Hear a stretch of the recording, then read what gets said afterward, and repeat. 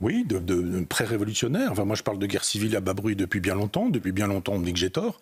Et puis, je supprime à bas bruit. Elle n'est plus à bas bruit. On le voit très précisément. J'ai vu l'autre jour, l'anti-France gagnera.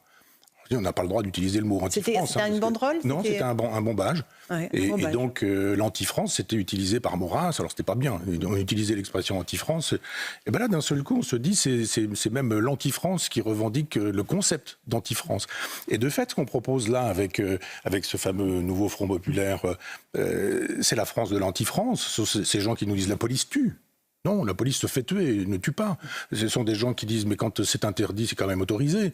Quand il y a une manifestation interdite contre les bassines ou les extensions ou les constructions d'autoroutes et que la préfecture dit c'est interdit, ils y vont. Ils sont dans l'illégalité. C'est-à-dire, il y a plein de moments où ils sont dans l'illégalité. Ils nous disent que la France est un État raciste et racial. Je regrette, quand ils parlent de la Nouvelle-Calédonie, ils veulent un État racial et raciste. Ils estiment qu'un blanc qui est là depuis 4 générations, c'est un raciste, pendant que ce sont les Kanaks qui les traitent de sales blancs, qui passent pour des gens qui sont du terroir et qui ont des racines. Grand discours pétainiste d'un seul coup. Et on parle des peuples premiers. On a l'ancienne ministre le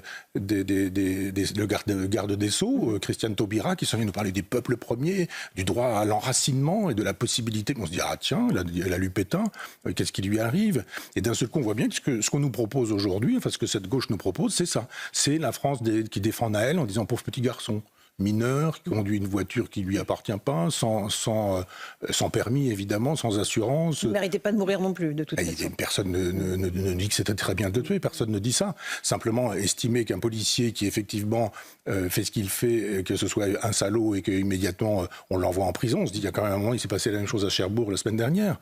C'est-à-dire, il y a un moment donné où on se dit effectivement il ne faut pas bon être policier. Vous le savez très bien, aujourd'hui les policiers ne peuvent pas rentrer chez eux habillés en policier, que les enfants sont obligés de cacher la profession des parents policiers.